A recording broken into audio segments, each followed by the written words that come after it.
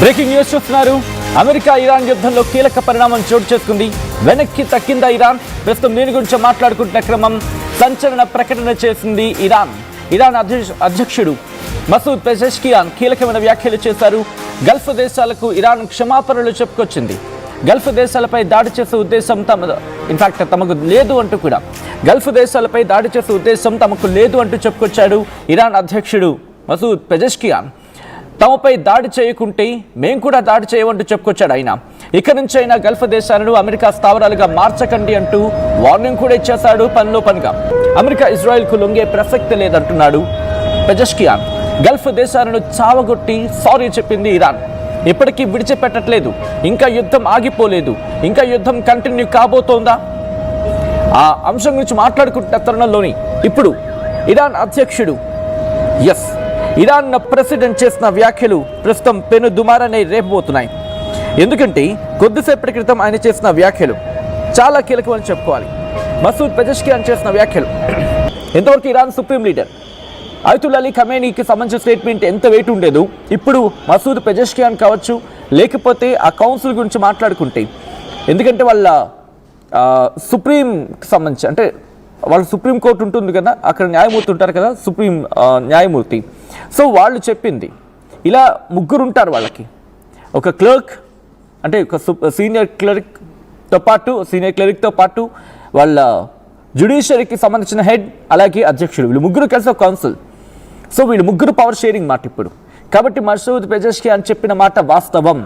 ఇన్నాళ్ళు Ayatollah Ali Khamenei ఏం చెప్పితే అది వాస్తవమో, ఇప్పుడు మసూద్ పెజెష్కియాన్ చెప్పింది కూడా అంతే వాస్తవం. ఆయన ఏమంటున్నాడు?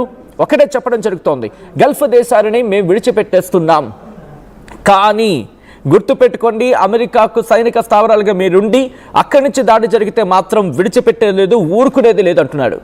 కారణం ఏంటి? అసలు ఎందుకు ఇరాన్ వెనక్కి తగ్గింది? ఎందుకు తగ్గాల్సి వచ్చింది? దీని గురించి మాట్లాడుకునే ప్రయత్నం చేద్దాం. ఇరాన్ వెనక్కి తగ్గడానికి గల కారణాలు రెండు ఇక్కడ ప్రధానంగా కనిపిస్తాయి. అందులో మొట్టమొదటిది ఇక్కడ ఒమన్, ఖతర్, ఈ రెండు కూడా ఇటు వీళ్ళకి సంబంధించిన ఇష్యూస్ అంటే గల్ఫ్ దేశాలకి అలాగే పశ్చిమ దేశాలకు మధ్య ఎప్పుడైనా ఘర్షణాత్మక వాతావరణం చోటు చేసుకుంటే మధ్యలో రాయబారం కుదురుస్తూ ఉంటాయి, సంయమనం పాటించేందుకు ప్రయత్నాలు చేస్తూ ఉంటాయి. అంటే ఒక రాయబారంగా లేకపోతే వాళ్ళిద్దరి మధ్య ఇష్యూస్ని సాల్వ్ చేసే ఒక సంధి కుదిర్చే ప్రయత్నంగా ఈ రెండు దేశాలు చేస్తూ ఉంటాయి. అందుకే ప్రస్తుతం ఆ రెండు దేశాల మాటని విన్నాడా ఇరాన్? వినడం జరిగిందా? అందుకే ఒప్పుకుందా? మీకు గుర్తుంటే ఖతర్ ఒక మాట అంది యుద్ధం మొదట్లోనే, నేను మీకు అంటే ఇరాన్ నీకు అమెరికాకు మధ్య సంధి కుదిర్చే ప్రయత్నం చేస్తూ ఉంటే మీరు మా మీద దాడి చేయడం ఎంతవరకు సమంజసం అని చెప్పి. కానీ ఇంతవరకు కూడా చూస్తే కనుక ఇరాన్కి సంబంధించి అఫ్కోర్స్ యుద్ధం ప్రారంభమైన 2 రోజుల్లోనే ఇరాన్ ఫారెన్ మినిస్టర్ అబ్బాస్ అరాక్చి ఒక మాట అన్నారు. ఏమని? మాకు గల్ఫ్ దేశాన్ని టార్గెట్ చేసే ఉద్దేశం లేదు, కానీ మీరు అమెరికా స్థావరాన్ని ఉంచారు కాబట్టి మేము టార్గెట్ చేస్తాం, మేము విడిచిపెట్టాం. మీరు అమెరికా స్థావరాన్ని అక్కడి నుంచి పంపించేసేయండి, మేము మిమ్మల్ని ఏమనం. సో ఫస్ట్ అదే మాట, ఈరోజు అదే మాట. ఏంటి ఈరోజు ఇంకొక మాట ఏమనిపిస్తోంది? మేము సారీ అంటే తప్పయింది కానీ తప్పలేదు, అది తప్పది కానీ తప్పలేదు అది. ఎందుకంటే మీరిచ్చిన ఆ చోటే. కానీ గల్ఫ్ దేశాలు ఒప్పుకుంటాయా? ఇప్పుడు అమెరికా ఒప్పుకుంటుందా? గల్ఫ్ దేశాలు కూడా కొద్ది రోజుల క్రితం ఒక మాట అన్నాయి. ఏమని? ఇటు ట్రంప్ మమ్మల్ని పట్టించుకోవట్లేదు, రక్షణ వ్యవస్థ ఇవ్వట్లేదని చెప్పి. అందుకే ఆ మాట అన్న కొద్ది రోజుల తర్వాత బ్రిటన్ నుంచి సపోర్ట్ వినిపిస్తున్న పరిస్థితి ఉంది. దాంతోపాటు అమెరికాకు సంబంధించి ఎయిర్ డిఫెన్స్ సిస్టమ్ని కూడా వాళ్ళు అక్కడ యాక్టివేట్ చేసినట్టుగా చర్చ జరుగుతోంది. ఈ యుద్ధ సందర్భంలో దాడి అయితే మాత్రం కంటిన్యూ అవుతోంది. ఇటు ఇరాన్ మాత్రం దాడిని కంటిన్యూ చేస్తోంది. కానీ ఇప్పుడు కీలకమైన డెవలప్మెంట్, యుద్ధాన్ని ఆపేస్తానడం కీలకమైన పరిణామం కింద చెప్పుకోవాలి. ఎందుకంటే ఇంతవరకు జరిగింది ఒక ఎత్తు, కానీ అమెరికాకు సంబంధించి అమెరికా ఇజ్రాయెల్కి మాత్రం లొంగే ప్రసక్తే లేదంటోంది ఇరాన్. ఇదేంటిది ఒక గ్యాప్ తీసుకునే ప్రయత్నమా? సాధారణంగా everything is fair in love and war అంటారు. అంటే యుద్ధంలో అయినా ప్రేమలో అయినా ఏదైనా ఓకే అన్నట్టుగా చూస్తారు అనే ఒక కోర్టు మనకు వినిపిస్తుంటుంది. అటువంటిది ఇప్పుడు ఇరాన్ అధ్యక్షుడు పెజెష్కియాన్ చేసిన మాటలకి కార్యరూపం దాల్చే అవకాశం ఉందా? లేకపోతే యుద్ధంలో తమ యుద్ధ సామాగ్రిని కోల్పోతున్నారు, లేకపోతే తమ ఆయుధాలను కోల్పోతోంది కాబట్టి ఇరాన్ కాస్త బ్రేక్ తీసుకునే ప్రయత్నం చేస్తోందా? వాటిని మళ్ళీ రీగెయిన్ చేసుకునే ప్రయత్నం చేస్తోందా? సో ఇప్పుడు ఒక వ్యక్తి కామెంట్ చేశారు, all are fire after says war stop it big joke Iran. అంతా జరిగిపోయిన తర్వాత ఇప్పుడు సారీ చెప్తేనా? బట్ ఇదే ప్రశ్న ఇరాన్ అంటోంది, గల్ఫ్ దేశాలకి ఇదే అంటోంది. ఇప్పుడు మీరు మమ్మల్ని అడగడం కాదు, ఇప్పటికైనా మించిపోయింది లేదు, ఇప్పటికైనా మీకు అవకాశం ఇస్తున్నాం. ఇంట్రెస్టింగ్ ఎలా మారిందంటే అమెరికా ఇజ్రాయెల్ వర్సెస్ ఇరాన్గా మారితే, ఇరాన్ వర్సెస్ గల్ఫ్ దేశాలుగా మారితే, ఆ తర్వాత ఇదే అంశానికి సంబంధించి గల్ఫ్ దేశాలకి ఇరాన్కి మధ్య ఇష్యూ షియా సున్నీల గురించి మాట్లాడుకుంటున్న అంతవరకు వెళ్ళిపోయింది.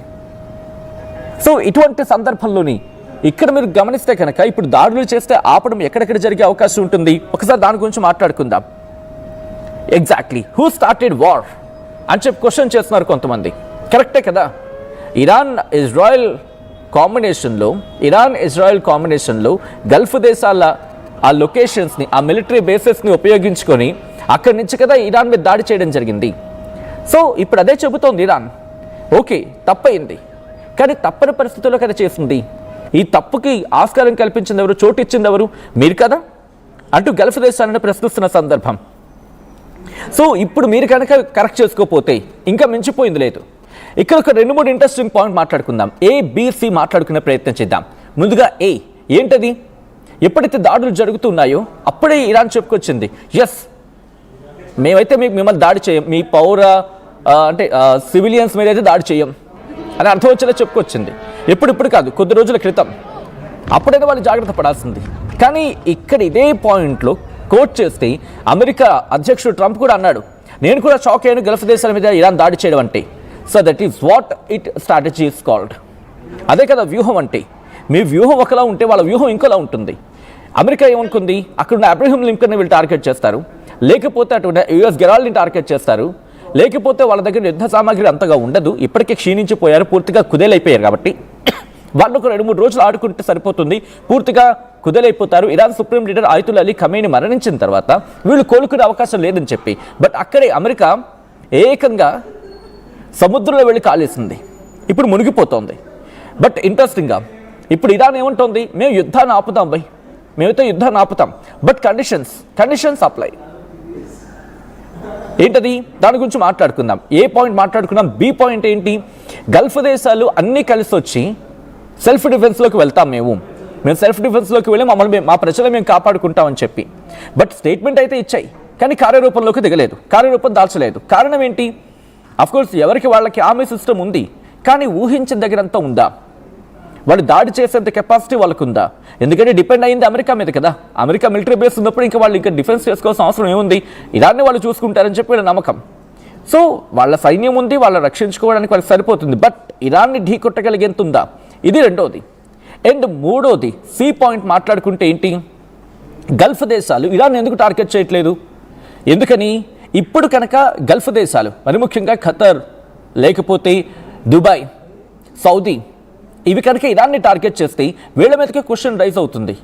అదే ఒక ముస్లిం దేశం అయి ఉండి ఇంకో ముస్లిం దేశమే టార్గెట్ చేయడం ఏంటి, మీరేమైనా అమెరికాకు సపోర్ట్ ఇస్తున్నారా అని చెప్పి బహుశా ఆ ముస్లిం వర్గం నుంచి, లేకపోతే ఆ దేశంలో ఉన్న ప్రజల నుంచి ఒక్కసారిగా ఆందోళన వ్యక్తమయ్యే అవకాశం ఉంది, వారి నుంచి ఒక అసహనం వ్యక్తమయ్యే అవకాశం ఉంది. కాబట్టి ఊరుకుంటున్నాయి. ఈ గ్యాప్ తీసుకునే ప్రయత్నం చేస్తుంది ఇరాన్. ఎందుకంటే ఇరాన్ దగ్గర కూడా దాదాపుగా ఫిబ్రవరి 28న స్టార్ట్ అయింది. ఈరోజు అంతే 28, 1, 2, 3, 4, 5, 6, 7 దాదాపు 7-8 రోజులు అవుతోంది యుద్ధం ప్రారంభమయ్యి. అందరి దగ్గర యుద్ధ సామాగ్రి అయిపోతుంది. ఇరాన్ దగ్గర అయిపోతుంది, ఇజ్రాయెల్ దగ్గర కాస్త తక్కువ అవుతున్నాయి, అమెరికా కూడా తల పట్టుకుని బాధేసుకుంటోంది, ఎందుకంటే ఎందుకు తగ్గటం లేదు. సో ఇటువంటి సిచ్యువేషన్ ఉంది. కాబట్టి ఒక్కసారి ఆలోచించుకునే ప్రయత్నం చేస్తున్నాదా ఇరాన్? ఇప్పుడు గల్ఫ్ దేశాలకు వార్నింగ్ ఇచ్చిన తర్వాత ఎస్ తన మీద దాడి తగ్గించుకునే ప్రయత్నం చేస్తుంది అనుకున్న అతిశయోక్తి లేదు. ఇక్కడ కూడా 2 పాయింట్లు మాట్లాడుకోవాలి. అందరూ ఏంటి, వాళ్ళ మీద దాడిని తగ్గించుకునే ప్రయత్నం చేస్తోంది. అండ్ రెండోది, వాళ్ళు మళ్ళీ తిరిగి పునర్నిర్మించుకోవడానికి కాస్త స్పేస్ తీసుకుంటోంది. ఎందుకంటే ఇరాన్కి పక్క క్లారిటీ ఉంది. అది సి పాయింట్ కింద మాట్లాడుకుందాం. సి పాయింట్ ఏంటి? ఇరాన్కి పక్క క్లారిటీ ఉంది, వీళ్ళైతే మాత్రం అమెరికాని కొట్టలేరు. That was very clear to Iran. అందుకే ఏం చేస్తుంది, ఈ బెలిస్టిక్ మిసైల్, ఎందుకంటే ఇజ్రాయెల్ని కొట్టాలంటే బెలిస్టిక్ మిసైల్స్ కావాలి. ఇంట్రెస్టింగ్ పాయింట్, ఇది కూడా ఒక పాయింట్. డి పాయింట్ కింద మాట్లాడుకుంటే ఇజ్రాయెల్ దగ్గర కేవలం 1000 మాత్రమే బెలిస్టిక్ మిసైల్స్ ఉన్నాయి. అవి ఎన్ని రోజులు వస్తాయి? మహా అయితే ఇంకొక హార్డ్లీ ఇలా రోజుకు ఒక 100 విడిచిపెడితే రోజుకు ఒక 100 అనుకుందాం, హార్డ్లీ చెప్పలేం కదా. ఒకవేళ అదే జరిగింది అనుకోండి, ఎన్ని అయిపోతాయి? 10 రోజుల్లో బాలిస్టిక్ మిసైల్స్ అయిపోతాయి. అంటే ఇజ్రాయెల్ని దాడి చేయడం కష్టం అయిపోతుంది. కాబట్టి ఆయుధాలను సమకూర్చుకోవడము, లేకపోతే తమ ప్రజల్ని కాపాడుకోవడము, లేకపోతే వాళ్ళకి స్ట్రక్చరల్గా డ్యామేజ్ జరిగింది కాబట్టి బేసెస్కి వాళ్ళు మళ్ళీ సెక్యూరిటీ ప్లేసెస్కి వెళ్ళడం, సెక్యూరిటీ బేసెస్కి వెళ్ళిపోవడము, వాళ్ళకు కూడా టైం. ఇన్ని ఛాన్సెస్ గురించి ఇరాన్ కూడా ఆలోచిస్తోంది. బట్ ఎప్పుడు సాధ్యమవుతుంది? వీళ్ళ మీద దాడి అనేది తగ్గాలి. ఇప్పుడు ఎక్కడి నుంచి దాడి జరుగుతోంది? ఇజ్రాయెల్ నుంచి ఒక్కడి నుంచి దాడి అంటే కనుక వినిపిస్తున్నమాట ఏమని? అమెరికా అంటున్నమాట. ఇది నేనంటున్న మాట కాదు, అమెరికా అంటున్నమాట ఏమని? రష్యా వీళ్ళకి సపోర్ట్ ఇస్తోంది. ఎందుకంటే గల్ఫ్ దేశాల్లో వాళ్ళ మిలిటరీ బేసెస్ని అటాక్ చేయడం ఇరాన్ సాధ్యం కాదు. ఇరాన్కి సంబంధించి గల్ఫ్ దేశాల్లో టార్గెట్ చేసేంత సామర్థ్యం లేకుండా మేము ముందు కొట్టిపడేసాం. అయినప్పటికీ ఇరాన్ మీద దాడి చేయగలిగింది అమెరికా అంటే అక్కడున్న బేసెస్కి సంబంధించిన ఇన్ఫర్మేషన్ కావచ్చు, లేకపోతే